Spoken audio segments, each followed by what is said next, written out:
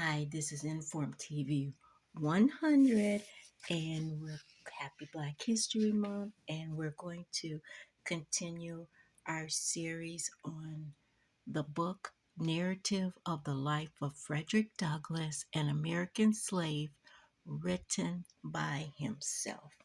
So we're on chapter 3, and where we left off, we were talking about Frederick Douglass, one of the plantations he lived on, which was kept by one of the overseers or the plantation owners, Colonel Lloyd. And we were talking about this garden was the pride of this plantation and how cruel he was um, to the slaves, and he took a lot of pride in his horses, and the carriage house was carried by two slaves, a father and son, old Barney and young Barney, and how they were whipped if he wasn't satisfied regarding the care of the horses or something that he just thought was out of line. The slaves would get they would get beat. So I'm going to all complaints, no matter how unfair, the slave must never answer a word. Colonel Lloyd could not bear any contradictions from a slave. When he spoke, a slave must stand, listen, and tremble.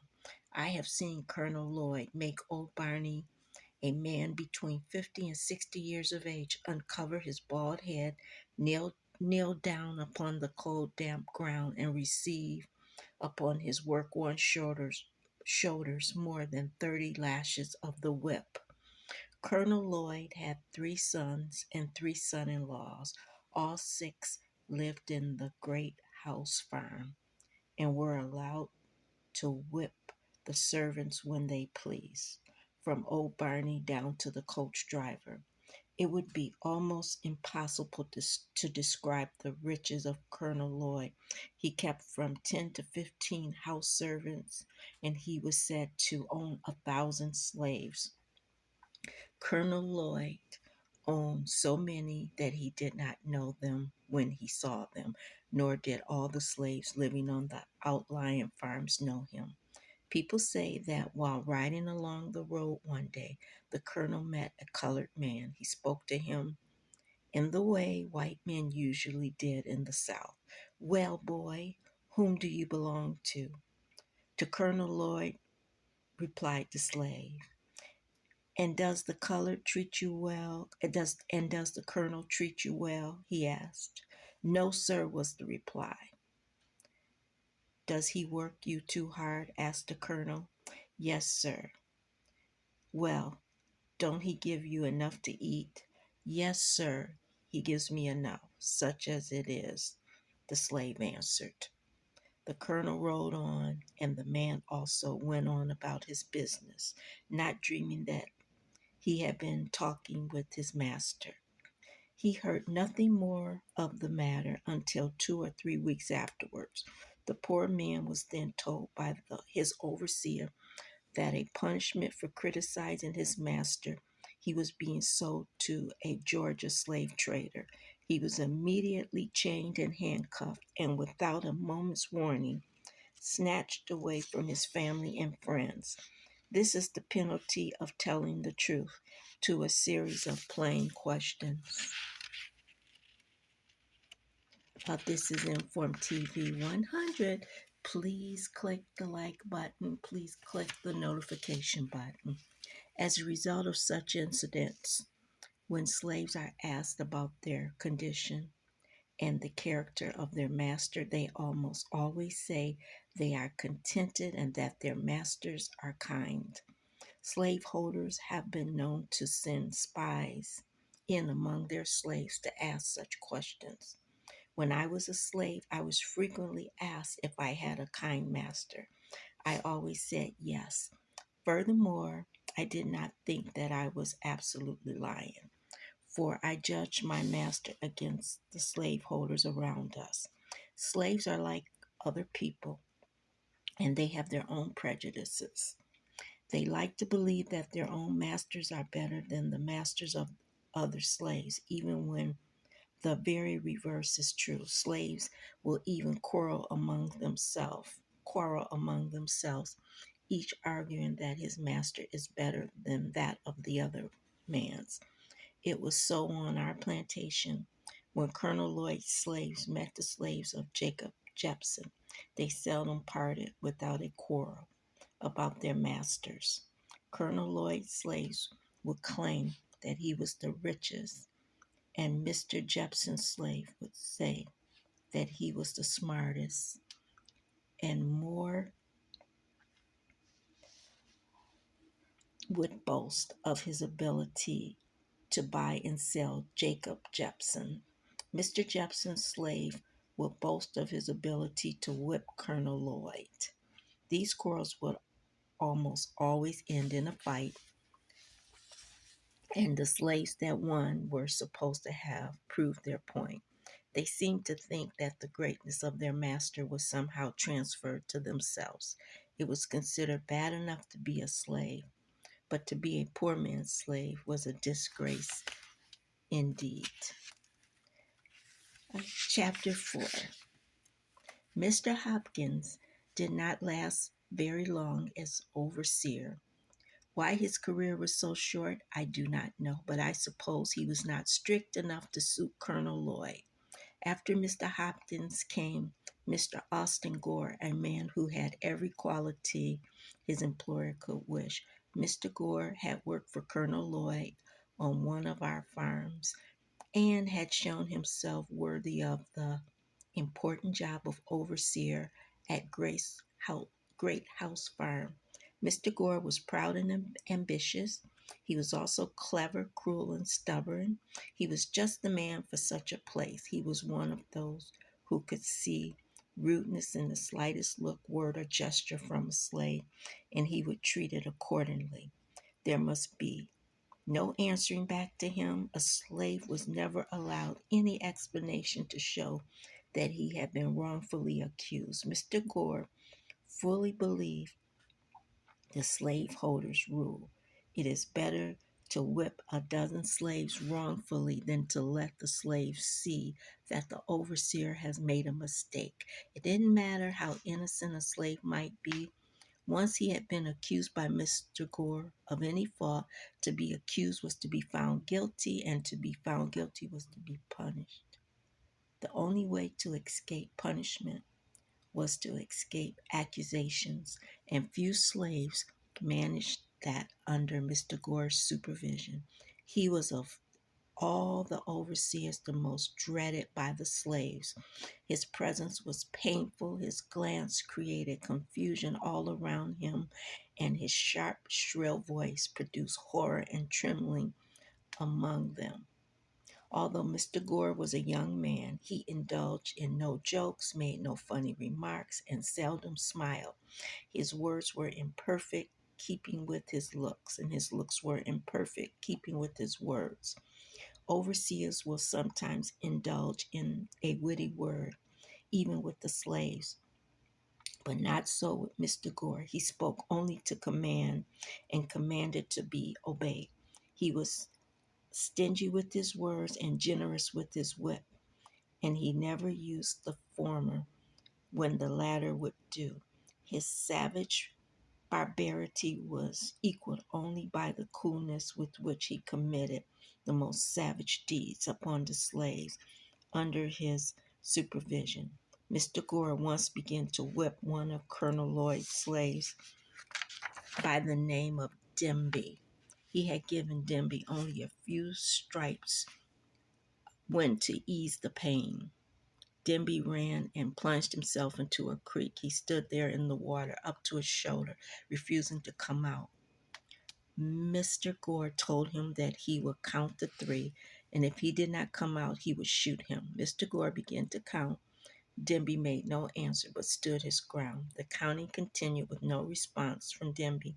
Without a word to anyone, Mr. Gore then raised a rifle, took deadly aim at his standing victim, and in an instant, poor Demby was no more. His mangled body sank out of sight, and blood and brains marked the water where he stood. A shudder of horror flashed through every soul upon the plantation, excepting Mr. Gore. He seemed cool and collected. He was asked by Colonel Lloyd and my old master why he had taken this extraordinary action. His reply was that Denby had become unmanageable. He was setting a dangerous example to the other slaves, one which, if allowed to pass, would lead to the end of rule and order on the plantation. He argued that if one slave refused to be corrected and escaped with his life, the other slaves would soon copy his example. The result said Mr. Gore would be the freedom of the slaves and the enslavement of the whites. This concludes this reading for today on this episode of the narrative of the life of Frederick Douglass and American slaves, written by himself. These were or and are Frederick Douglass's own words. So now, without further ado, we are going to continue the Martin Luther King famous I Have a Dream speech. This is Inform TV 100. Happy Black History Month. Uh, we will hit the like button, hit the notification bell so you will be notified of the videos, and subscribe if you have not already done so. Negro is the victim of the unspeakable horrors of police brutality. We can never be satisfied. As long as our body is heavy with the fatigue of travel, cannot gain lodging in the motels of the highways and the hotels of the cities.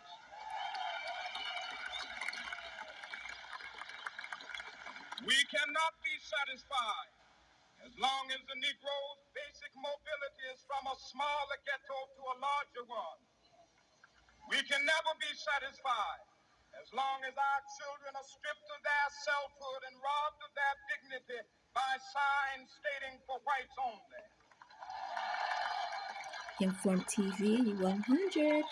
The speech will end the presentation. Mississippi cannot vote, and a Negro in New York believes he has nothing for which to vote.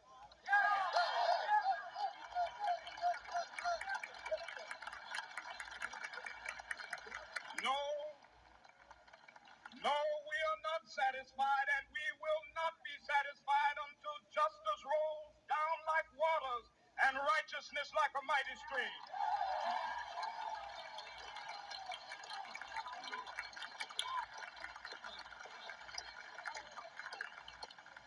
I am not unmindful that some of you have come here out of great trials and tribulations. Some of you have come fresh from narrow jail cells.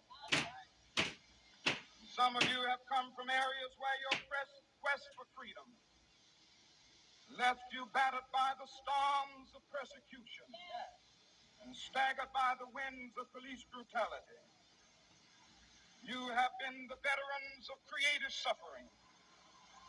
Continue to work with the faith that unearned suffering is redemptive. Go back to Mississippi. Go back to Alabama. Go back to South Carolina. Go back to Georgia. Go back to Louisiana. Go back to the slums and ghettos of our northern cities. Knowing that somehow this situation can and will be changed. Let us not wallow in the valley of despair. I say to you today, my friend,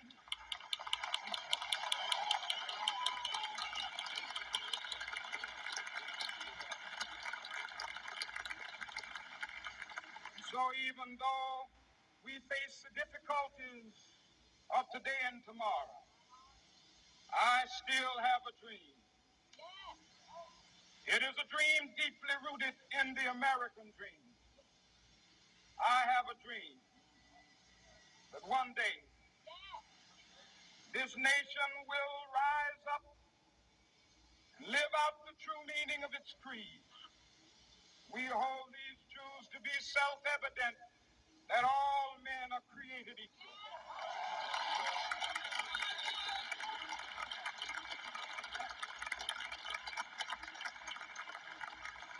I have a dream that one day on the red hills of Georgia, the sons of former slaves and the sons of former slave owners will be able to sit down together at the table of brotherhood. I have a dream that one day,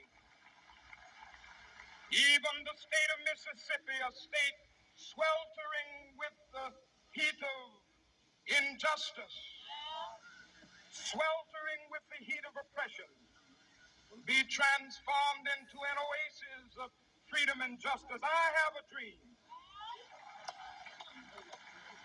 that my four little children will one day live in a nation where they will not be judged by the color of their skin, but by the content of their character. I have a dream today.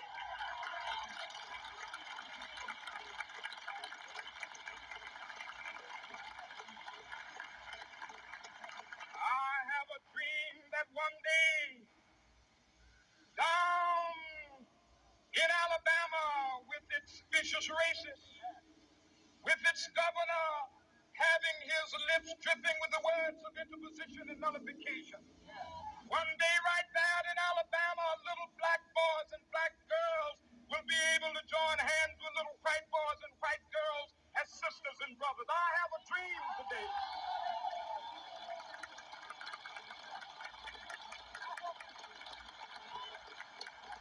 I have a dream that one day every valley shall be exalted. Every hill and mountain shall be made low, the rough places will be made plain, and the crooked places will be made straight, and the glory of the Lord shall be revealed, and all flesh shall see it together. This is our hope. This is a faith that I go back to the South with. With this faith, we will be able to hew out of the mountain of despair a stone of hope. With this faith, we will be able to transform the jangling discords of our nation into a beautiful symphony of brotherhood.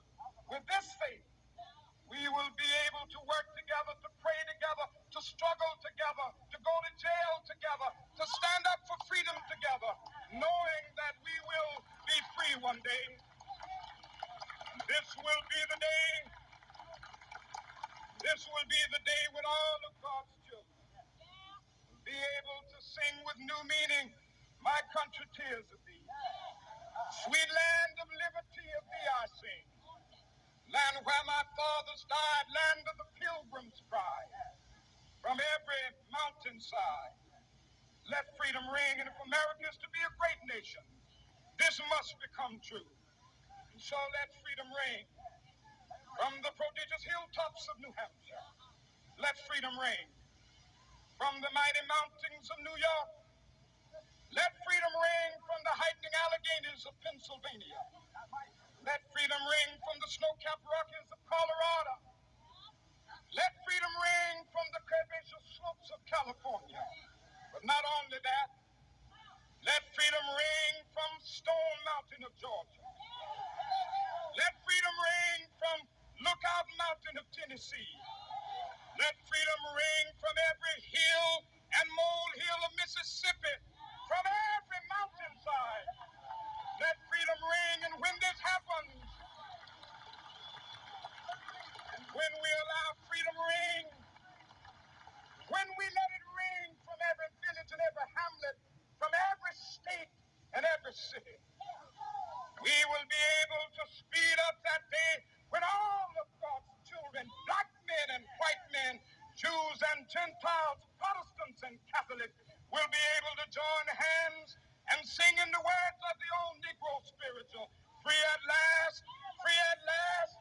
Thank God Almighty, we are free at last. Inform TV 100.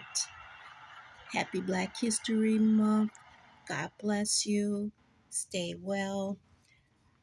Have a great